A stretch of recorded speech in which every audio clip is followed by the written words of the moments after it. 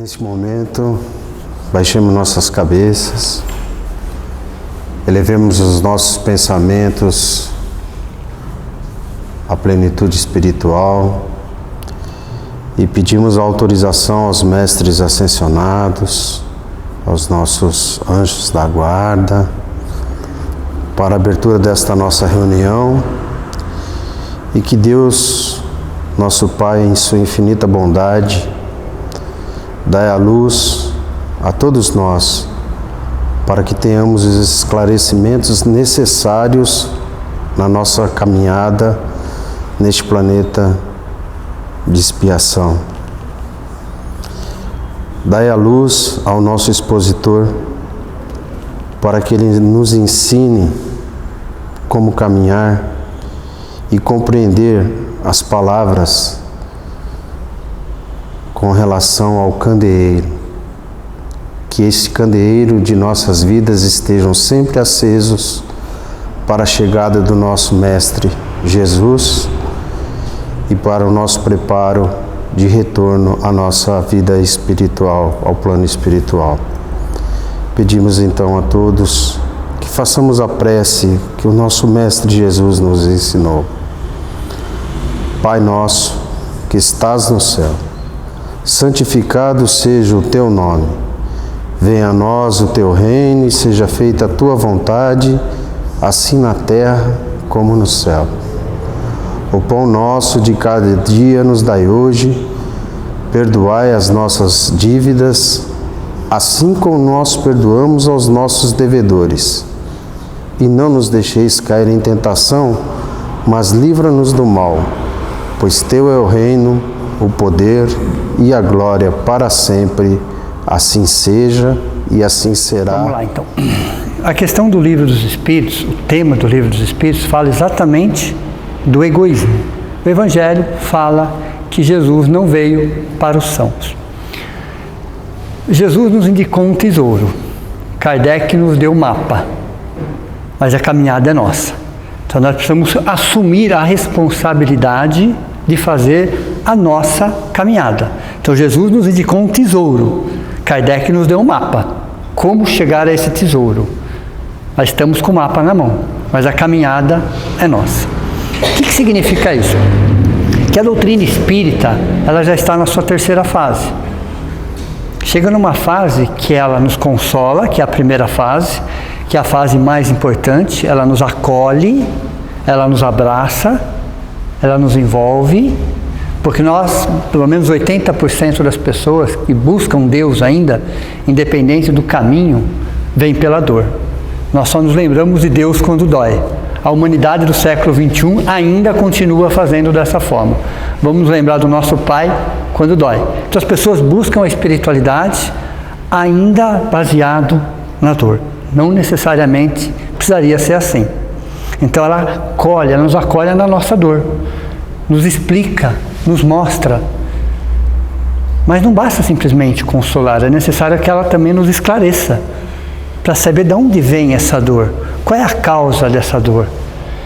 E na terceira fase, que nós nos libertemos, já consolados, já esclarecidos, que a gente busque a nossa libertação. Então, quando nós pensamos na salvação, e Allan Kardec, no século XIX, no Evangelho segundo o Espiritismo, pensamos assim: fora da caridade não há salvação. Texto e contexto para um século XIX. Mas o que é a salvação? Nos salvar do que exatamente? De quem? Chega um momento que nós precisamos pensar exatamente o que significa salvação. Como nós temos que ressignificar a palavra pecado, que até então atendia aos nossos interesses, assim como a salvação. Como se alguém em algum momento viesse nos salvar e nos colocasse no paraíso, ou num lugar muito melhor. Então a doutrina espírita, ela vem num momento do século XIX, onde a humanidade já estava preparada para começar a refletir. Não que estivesse errado o que ela tinha aprendido, mas ela era ainda uma criança espiritual. Assim como nós fazemos com os nossos bebezinhos. Tudo mastigadinho, tudo controlado, todas as atenções. Mas à medida que esse bebê vai crescendo, ele vai tomando outras necessidades. Então a doutrina espírita chega no momento onde a humanidade já está melhor preparada intelectualmente para começar a rever os seus conceitos, a entender melhor o porquê e o para quê de tudo que acontece com ela. Então a doutrina espírita nos explica de onde nós viemos, o que nós estamos fazendo aqui, para onde nós vamos. Olha, interessante isso. E por que o egoísmo ainda é uma marca registrada? Num planeta de provas e expiações, a marca registrada é o interesse pessoal, baseado no egoísmo. Mas o egoísmo, aonde nasce o egoísmo? Aonde tudo começou? Já que Allan Kardec, no século XIX, fala que a fonte de todo mal é o egoísmo. Então ele começou de algum lugar. Mas esse egoísmo, de acordo com Joana de Ângeles, começa de um primarismo animal. Nós viemos de um reino anterior a esse, onde era necessário, por uma questão de sobrevivência, instinto de conservação, sermos egoístas. Mas estávamos no reino anterior.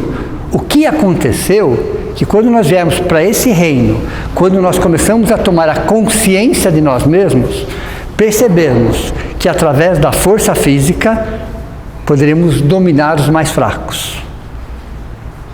Veja, aí temos mais a intelectualidade, que não precisaria mais daquele egoísmo instintivo, mas agora um egoísmo que vai fazer com que nós passamos a não nos entendermos mais. Então a humanidade entra na fase do egoísmo como exaltação da personalidade. Então o egoísmo que primeiramente era necessário e que era para ser transmutado ao longo dos milênios em algo positivo. Então o nosso corpo físico é um corpo egoísta? Sim, porque o nosso corpo é um corpo animal.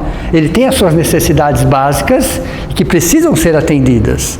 Então nós temos ainda um corpo animal. É necessário que o espírito, já consciente de si mesmo, já sabendo de onde veio, para onde vai e quais são as consequências das suas atitudes, ele possa rever esses conceitos dentro dele, para que o espírito possa dominar a matéria. Num primeiro momento, nós somos escravos da matéria, nos reinos anteriores. Num segundo momento, nós temos que transformar a matéria em nossa escrava. Então, o egoísmo, ele faz parte de uma influência material sobre nós, ainda assim necessária. Esse egoísmo não é negativo, não é ruim, porque ele faz parte do nosso processo evolutivo. Todos os seres. O problema é o outro nível de egoísmo, onde há uma exaltação da personalidade, onde o ser humano carente, orgulhoso, ele começa a transformar uma série de situações para atender às suas necessidades. Aí começam todas as diferenças. Começa toda essa problemática. O que significa a palavra egoísmo? Amor excessivo a si mesmo. É uma palavra de origem grego. Ego significa eu. Ismo significa o quê? Amor excessivo a si mesmo, que é muito diferente do amor próprio.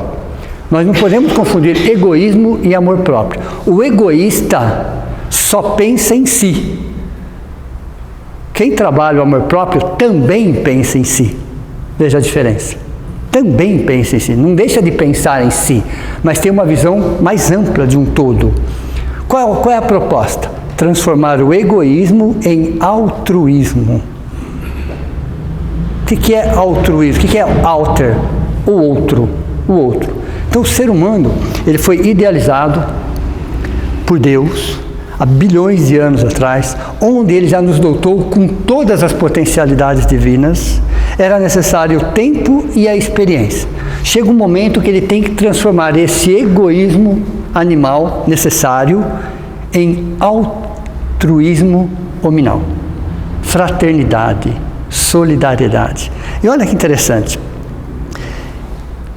Nosso espírito, nossa essência, nossa imagem e semelhança de Deus, que não é física, é uma essência, para que ele se torne saudável, ele precisa de um tipo de alimento. E Deus colocou de tal forma que o nosso alimento essencial tem muito mais a ver com aquilo que nós doamos do que aquilo que nós recebemos. Não é 50% a 50%. Não colocou dois potes iguais. Colocou um pote de 70% e um pote de 30%. O pote de 70% é o que você compartilha, não o que você divide. O que você compartilha, é o que você doa, é o que você faz para as pessoas, para a sociedade, para o meio no qual você foi chamado. Então esse é o pote de 70%. Então o espírito foi criado muito mais para doar do que para receber. Se nós, e o egoísta só quer receber. Então por mais que ele receba, por mais que ele tenha tudo a todo momento, a todo instante, de acordo com os seus prazeres, com os seus caprichos, com as suas vontades, é o pote de 30%. Ele estará sempre insatisfeito. Sempre insatisfeito. Porque Deus, quando nos criou como co-criadores. Não foi só para receber, mas Ele sabia que nós precisávamos receber. Por isso que Ele colocou o pote de 30%. Eles precisam muito mais doar, mas em alguns momentos eles precisam receber. Quando nós invertemos isso, nós vamos encontrar um vazio existencial. Aí entra o orgulho. O orgulho e todas as suas máscaras. Arrogância, prepotência, vaidade desmedida, inveja, ciúmes. O orgulho e suas máscaras. Então o egoísmo criou o seu filho predileto, chamado orgulho. O orgulho criou todas as máscaras. Como se o egoísmo fosse a raiz de uma árvore, o orgulho fosse o tronco e todos os galhos, com seus nomes. Arrogância, prepotência, vaidade desmedida, inveja, intolerância, preconceito.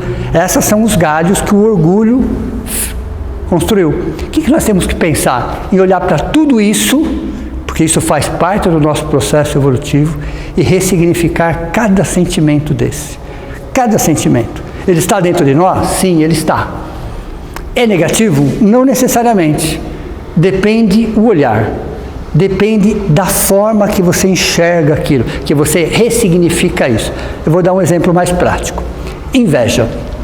Todos nós temos. Mais ou menos, isso faz parte do espírito humano de um planeta de provas e expiações. Alguém pode falar, mas a inveja é ruim. Mas qual é a essência divina da inveja? O que ela está querendo te falar? Você pode, você consegue, se esforce, planeje, só isso. O que ela quer querendo dizer para você é isso. Se você tem vontade daquilo, se para você aquilo é importante, você pode. Também é só você se esforçar, você se dedicar, você se planejar. Então ela é ruim? Não, se ela for olhada dessa forma. O ciúmes excessivo, todos nós temos ciúmes. Uns mais, outros menos, mas o que ele está querendo dizer? Olha, cuida da sua autoestima. Você está projetando coisas no outro, excessivamente está faltando em você. Então todos esses sentimentos criados pelo orgulho, ele também tem a sua essência divina. O seu significado divino entre nós. É necessário que a gente tenha a humildade, a honestidade de olhar para cada um deles. Porque tudo que Deus criou é para o nosso bem. Nós precisamos rever, reavaliar, reconsiderar tudo isso daí, dentro de nós. O processo não é mais fora de nós. A doutrina espírita nos explica que já saímos daquele processo chamado consciência do sono. Somos semi-despertos. Já aprendemos a viver do pescoço para cima, porque a humanidade ainda vive do pescoço para baixo, para atender aos seus interesses do pescoço para baixo. A humanidade ainda vive a consciência do sono, ainda está pensando num pecado, em uma salvação, em algo que se transforma do dia para a noite. Não, a transformação está dentro de nós. A busca pelo reino de Deus está dentro, não tem reino de Deus fora de nós. É outra coisa que a doutrina espírita faz com que a gente ressignifique. Viu, esse reino de Deus que vocês estão buscando não existe. Ele não existe. Ele nunca existiu, na verdade. Ele foi criado para crianças espirituais, que éramos, de uma forma que vocês pudessem começar a entender aquilo. Como as histórias que nós contamos para os nossos bebezinhos. Nós adaptamos as histórias de acordo com a realidade deles, para que eles possam imaginar aquela situação.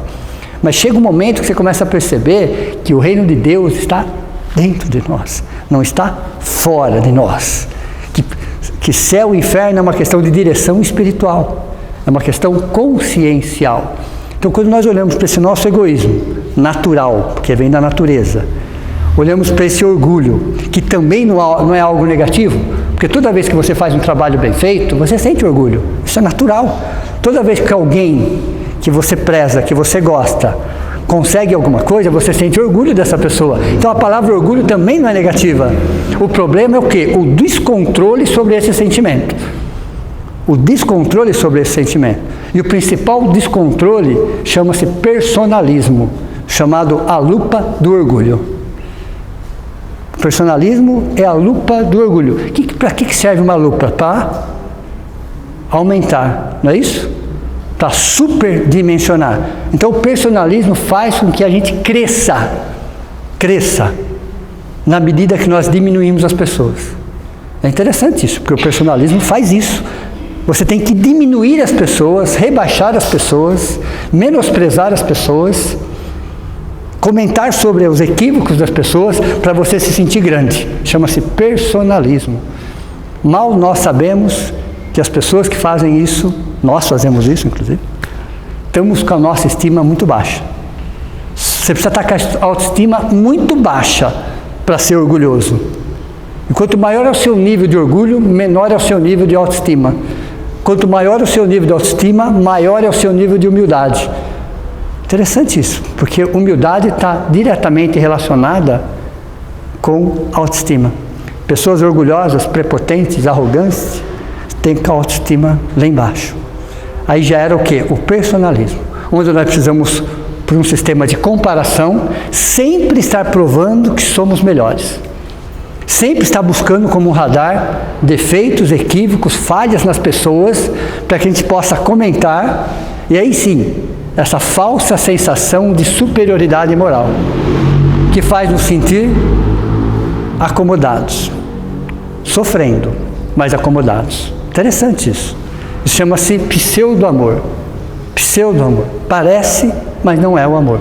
Então o egoísmo, ser bem trabalhado dentro de nós, respeitando os seus limites, dentro das necessidades, e nunca buscando comparações, entendendo que todo ser humano, absolutamente, todo ser humano é um universo à parte, todo ser humano está caminhando com as próprias pernas, todos estamos indo na mesma direção, mas não pelos mesmos caminhos.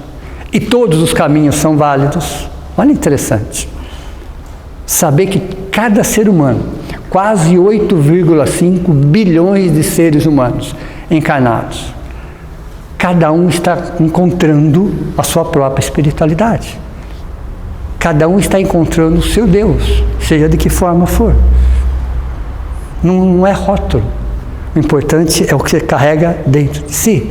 Aí Jesus vem e nos traz: não vim para os sãos. Não veio mesmo. Não precisava. Se ele é médico das almas, se ele veio tratar dos acidentados da alma, e é lógico que ele não veio para os sãos. Aquele que já está caminhando de alguma forma, aquele que já encontrou o que é melhor para si, não vai precisar de Jesus, porque ele já está caminhando de alguma forma. Jesus veio exatamente para aqueles que ainda não encontraram a sua essência. Não encontraram. Em que momento nós vamos encontrar Jesus? Porque Ele está dentro de nós. Ele está dentro de nós. Em algum momento da nossa existência, da nossa vida, nós vamos encontrar esse Jesus. Não o Jesus, o personagem Jesus, mas o Cristo, o sentimento. Porque ali era um sentimento que tomou forma, que corporificou. É o amor corporificado. O amor revestido em um corpo de um ser humano. Mas era um sentimento. Ele era muito mais do que um ser humano. Ele era um sentimento. E nós vamos encontrar sim Ele dentro de nós, porque Ele já existe dentro de nós. Ele vai buscar o que em nós? Todas essas distorções. Mas Ele vai buscar o que nós temos de positivo. Ele vai mudar a direção. Ele vai mudar a direção, vai mexer na intensidade, mas nos quer exatamente como nós somos. Assim Ele fez com todos os apóstolos, que era um pior do que o outro. Ali não tinha nenhum santo, não tinha nenhum espírito evoluído. Todos eles eram embrutecidos, todos eles. Conheceu um pouco da personalidade de Pedro, do próprio Paulo, do Tiago. Todos eles eram pedras brutas.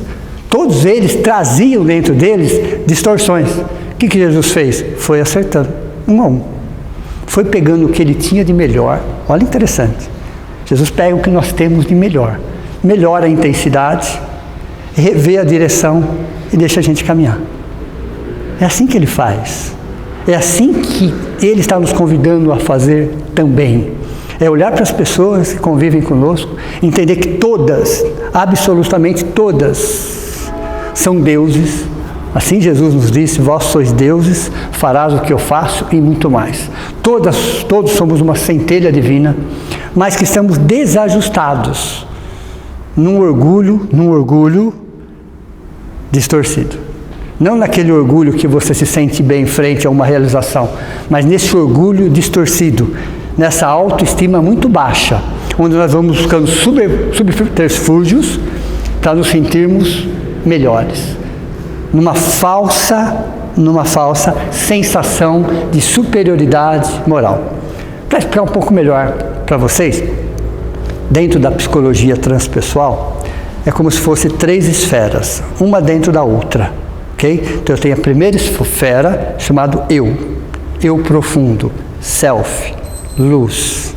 Todas as características divinas na primeira esfera, ok? Isso é real, isso somos nós. Ali tem virtudes, desde o momento da nossa criação. Na segunda esfera e terceira esfera, a segunda e terceira esfera, chama-se ego. Ego, ok? Então o egoísta não gosta da primeira esfera, ele gosta da segunda e da terceira, que é o ego. A segunda esfera chama-se desamor. A primeira chama amor, a segunda chama desamor e a terceira chama pseudo-amor. Olha que interessante. Tudo que existe na primeira esfera, existe na segunda, existe na terceira. Vou dar um exemplo mais prático, para ficar mais fácil. Na primeira esfera, existe um sentimento chamado alegria. É a primeira esfera, característica, imagem e semelhança de Deus. Na segunda esfera, chama-se tristeza. É um correspondente. É o mesmo sentimento agora, vivenciado de uma outra forma. Se no primeiro alegria é amor, no segundo tristeza é desamor. Euforia é a terceira esfera, é o pseudo-amor. Então uma pessoa eufórica, ela está escondendo uma tristeza. Uma pessoa eufórica não é uma pessoa alegre, é um excesso de alegria. Então na terceira esfera nós vamos encontrar todos os excessos. É um pseudo-amor. É aquilo que você está escondendo de você mesmo e das pessoas e da sociedade que você foi chamado a trabalhar. Dá para se trabalhar na terceira esfera? Não. Não dá. O tratamento nunca vai acontecer na terceira esfera. Por quê? Ela te dá uma sensação de superioridade, porque ela é cômoda. São todos os excessos, são todas as máscaras, estão na terceira esfera.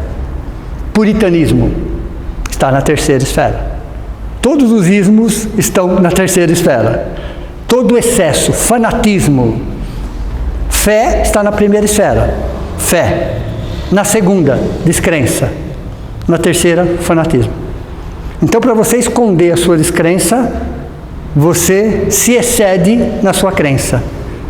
Você quer esconder aquilo. Você quer provar para si mesmo ou para a sociedade o quanto você é devoto, por exemplo. Chama-se fanatismo. Olha interessante isso. Então, na terceira esfera a gente não trata. Então, Jesus não veio para tratar a terceira esfera. O que tinha na época de Jesus? Muita terceira esfera. Pseudo-amor. Doutores da lei, arrogantes, prepotentes, vaidosos, donos da verdade. Se bastava. Então, para Jesus não vinha para essas pessoas. Não tinha como tratar essas pessoas. Não tinha como conversar com essas pessoas. Elas já eram autossuficientes. E nem aquelas que já estavam caminhando a passos curtos, mas já estavam caminhando com humildade, com simplicidade, que era o caso dos essênios da época de Jesus. Jesus veio trabalhar a segunda esfera. Entendeu o porquê do desamor. E a maioria das vezes o desamor estava dentro de uma raiz chamada orgulho, que por sua vez estava dentro de uma raiz chamada egoísmo. Então, quando nós olhamos cada sentimento que chamamos de desamor, mágoa, ressentimento, ódio, tristeza, inveja, ciúmes, que está todo no desamor, se olhar para cada um delas com carinho, com respeito, com honestidade, ela tem uma mensagem divina. Ela te mostra algo muitas vezes que você não quer ver. e que faz parte do seu crescimento espiritual. Então Jesus veio exatamente para quem admite que tem desamor, que é natural, que é normal. Estamos num planeta de provas, expiações, que não disfarça isso, que assume a sua responsabilidade. E o que é assumir a sua responsabilidade? Dentro da visão espírita do século XXI, não se justifica, não terceiriza, assume. Interessante, porque Joana de Ângeles fala assim: troque a culpa por responsabilidade, troque o passado pelo presente. Interessante, porque quando, voltando um pouquinho na história, que Saulo foi atrás de Ananias para matá-lo, inclusive, como ele já estava fazendo com centenas de cristãos, e ele encontra com Jesus, e ele percebe o tamanho do erro, ele fala assim para Jesus: mestre, o que queres que eu faça? Isso está no tempo presente, daqui para frente. Ele não fica chorando o que ele fez, já tinha feito, não tinha como voltar ao passado. Ele caiu em si, ele percebeu o erro, mas ele fala: o que queres que eu faça? Isso é tempo presente, o que ele vai fazer dali para frente, não o que foi. E por que nós nos apegamos do passado? Interessante, porque nos 3 tempos funciona assim. Qual é o controle que nós temos sobre o passado? 0, ele está morto, não é assim? Qual é o controle que eu tenho do presente, do futuro? 0, ele está morto também, não chegou. O que sobrou é o presente. Qual é o controle que eu tenho do presente? Exagerando, 10%. Eu só posso controlar as minhas reações frente às situações. Eu não posso controlar as situações. As situações simplesmente acontecem. A única coisa que eu posso tentar controlar são as minhas reações. Me planejar frente a uma situação. Nada além disso. Então, nem o presente eu tenho controle. Não tenho. Do presente eu só tenho 10% que cabe a mim. Eu posso me planejar para fazer uma viagem com antecedência, ficar 1, 2, 3, 6 meses me preparando e chegar na última hora eu ficar doente. Pode acontecer. Veja, olha interessante. Eu posso me planejar? Sim, devo inclusive. Mas eu não tenho controle do que vai acontecer naquele dia. Estou vindo para o centro, o carro quebra. Pode acontecer. Me programei, aconteceu algo contra a minha vontade. O que eu posso controlar é a minha reação frente àquela situação. Veja, então mesmo dentro do presente, o nosso controle é mínimo. Então eu só posso controlar a nós mesmos. Se é assim, por que eu me prendo ao passado? Por que eu me preocupo tanto com o futuro? E por que eu quero controlar tudo no presente? É assim que eu faço. É assim que nós fazemos. O que é depressão? Excesso de passado. O que é ansiedade? Excesso de futuro. O que é estresse? Excesso de presente. Olha, interessante. Então a doutrina espírita nos explica isso. Veja, cuida dos seus sentimentos. Cuide dos seus sentimentos, porque ele, de alguma forma, estrutura os seus pensamentos.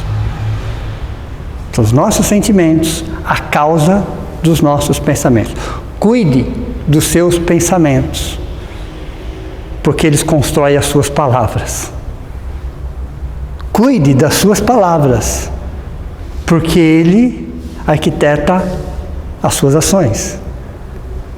As suas palavras arquitetam as suas ações. Cuidem das suas ações, porque elas se tornam hábitos. Olha, interessante. Se tornam hábitos. Cuide dos seus hábitos, porque ele forma o seu caráter. E o seu caráter molda o seu destino. É assim que funciona. Então não cabe terceirizar, não cabe justificar. Cabe olhar para cada um de nós, entender que não somos seres imperfeitos, somos perfectíveis, que todo esse processo é natural, mas que nós não precisamos do sofrimento para evoluir. Sofrimento é livre-arbítrio, dor é impulso evolutivo. Então Jesus vem exatamente para os acidentados da alma, nós, que nos perdemos dentro de nós mesmos, que exaltamos o nosso orgulho, a nossa prepotência, a nossa arrogância. Percebam que 90% das nossas mágoas tem outro nome: orgulho ferido. As coisas não saíram milimetricamente como eu planejei. milimetricamente como eu planejei. Então, Então, uma pessoa pode me magoar? Não. Não existe essa possibilidade. Só você tem essa capacidade de se magoar.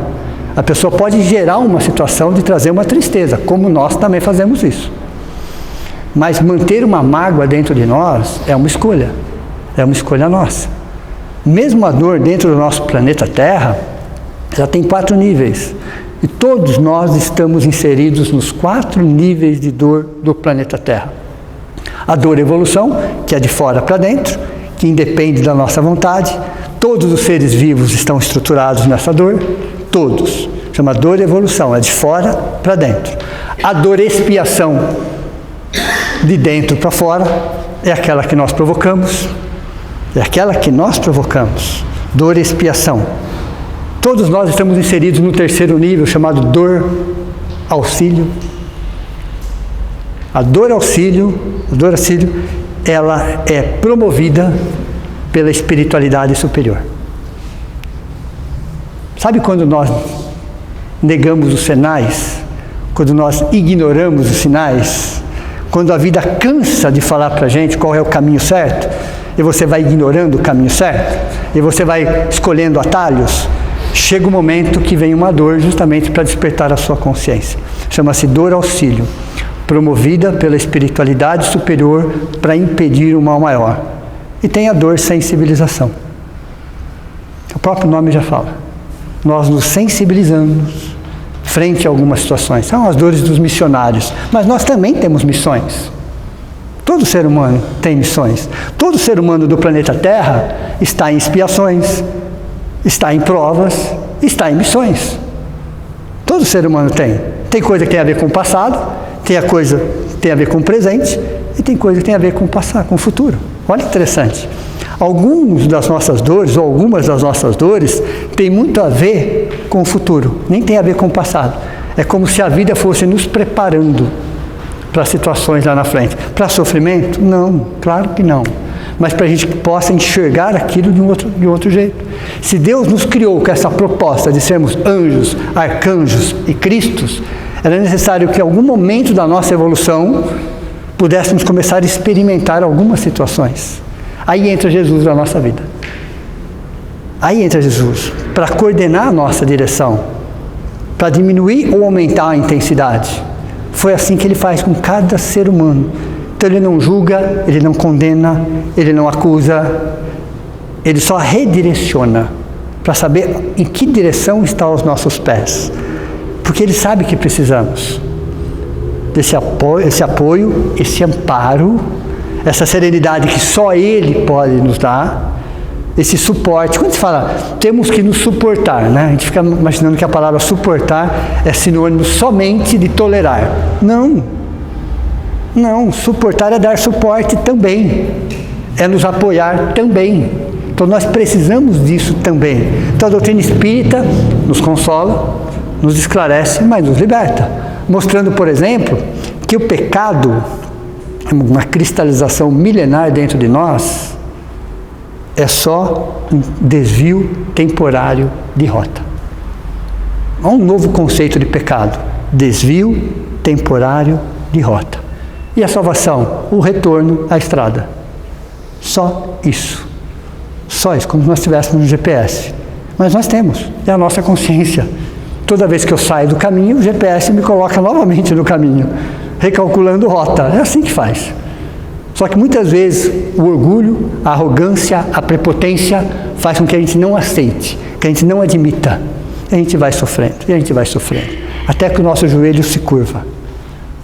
Frente ao óbvio, frente à vida, frente àquilo que Jesus nos trouxe, para viver bem.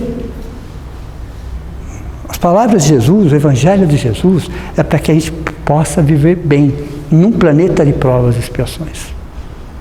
Viver em equilíbrio, viver em serenidade. Não exatamente estampar um rótulo, mas uma essência que já está dentro de nós. Qual que é o grande segredo? É essa busca interior, das nossas potencialidades. Aliás, o que nos apavora é o nosso lado luz, não é o nosso lado sombra. Porque o nosso lado sombra a gente conhece. O que nos apavora é o nosso lado luz. Mas que é esse lado luz que nos apavora?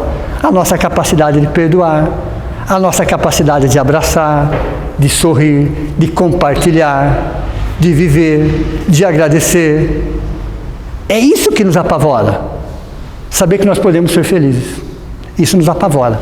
Porque nós estamos acostumados a reclamar, achar que as coisas não vão dar certo, que as pessoas são melhores do que nós, que tudo está errado. Então nós temos essas cristalizações que nos impedem de enxergar a vida como ela é, as pessoas como elas são. Entender que onde existe problema, existe desafio.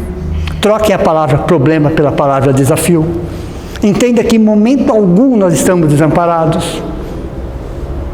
Em momento algum. Só que não é do nosso jeito. Não é do nosso jeito, não é da nossa forma. Mas é do melhor jeito e a melhor forma. E no melhor tempo. Então quando você tem essa humildade de saber que você é extremamente importante onde Deus te colocou. Não existe ninguém igual a você onde Deus te colocou. Se Ele te colocou ali, é porque Ele confia em você ali. Não é para fazer comparações. Deus nos colocou em algum canto, porque Ele sabe que a melhor pessoa para ficar naquele canto, naquele momento, é você. E Ele confia em você. E por que nós não confiamos em nós? Por que nós só ficamos fazendo comparações? Então Jesus vem justamente para dar essa alinhada. E é importante, aonde Deus nos colocou hoje, amanhã é outro dia, nós não sabemos o que vai acontecer amanhã, mas onde Deus me colocou hoje, eu tenho que fazer o meu melhor. Eu tenho que ter essa consciência. Vou errar, vou cair, vou levantar, não tem problema. Não tem problema nenhum, mas tenha a humildade de entender que você está ali por um propósito maior. Você está ali porque Deus confia em você. Você está ali porque você é importante ali. Você não é mais ou menos importante. Você é importante. Não precisa de nenhum tipo de comparação. Todas as comparações são injustas. Porque toda vez que eu me comparo com alguém que está acima é para me diminuir. Toda vez que eu me comparo com alguém que está abaixo é para que eu possa me elevar. Veja, toda comparação é injusta. Porque cada ser humano é único. Vou me comparar com quem? Eu só posso me comparar comigo mesmo. Veja, nunca serei o mesmo, mas sempre serei eu mesmo. Nunca serei o mesmo, mas sempre serei eu mesmo. O que significa isso? Que a cada dia é um momento de renovação. A cada dia é um momento de ressignificação. Precisamos de Jesus? Muito. Muito. Porque Jesus não é uma placa de trânsito. Muitas vezes achamos que Jesus é uma placa de trânsito. Ele não é uma placa de trânsito. Ele é um guia. Existe uma diferença entre placa de trânsito e guia. O guia já passou por aquele caminho 1 milhão de vezes. Ele conhece cada curva, cada pedra, cada perigo. Ele já caminhou por aquilo 1 milhão de vezes. Então não é uma placa que está ali, indicando uma situação. É alguém que já caminhou por aquele caminho. Então ele é um guia, ele já vivenciou, ele já experimentou. Ele sabe de todos os perigos. Então é o nosso guia. Guia e modelo de ser humano. De ser humano. Não é de Cristo, ele não é guia de um Cristo, de um anjo ou de um arcanjo. Ele é um modelo de ser humano. Jesus. É a resposta mais curta do Livro dos Espíritos. Questão 625. Vede Jesus. Guia e modelo da humanidade. Como ser um ser humano. Como ser um ser humano. Só isso. Não é anjo, não é arcanjo, não é Cristo, não é nada. Como ser um ser humano. Como viver bem. Mesmo passando pelos desafios, mesmo passando pelas dificuldades, tendo os nossos altos e baixos, isso é muito natural. Ele também teve, claro que teve. Tinha momentos que ele estava numa festa com a família, tinha momentos que ele estava sendo chicoteado. Veja, o próprio Jesus também teve momentos. Nós também temos momentos. Mas entender que cada momento representa um momento evolutivo, um processo de crescimento. Então, para entender o que Jesus quer nos dizer na essência, é um sentimento chamado gratidão no terceiro nível. O que é gratidão no terceiro nível? Gratidão no primeiro nível é a gratidão social, processo educacional. Isso faz parte da nossa sociedade, do nosso dia a dia, onde nós agradecemos as pessoas que de alguma forma nos ajudam. Isso é uma questão de educação. Essa é a gratidão do primeiro nível. É um verniz social da nossa sociedade. Importante? Claro que é. Mas é a gratidão do primeiro nível. A gratidão do segundo nível é a gratidão de situações pontuais. Às vezes é o nascimento de um filho, de um neto, uma formatura de alguém, um casamento, uma festa. Então, momentos pontuais significam gratidão do segundo nível, diferente da do primeiro nível, que é cotidiana. A do segundo nível, ela acontece, ela é importante, mas em momentos pontuais. Eu estou falando aqui da gratidão do terceiro nível, que é a gratidão pela vida. Gratidão pela vida. Gratidão pelas oportunidades. Gratidão pelas pessoas. Veja, isso que eu falo, terceiro nível. Jesus nos ensina a gratidão no terceiro, não menosprezando a primeira e a segunda, que elas fazem parte, mas a gratidão no terceiro nível. É quando o espírito já consciente começa a entender que a vida é um presente de Deus, mas a qualidade de vida depende de nós. Uma boa noite a todos vocês, meu muito obrigado.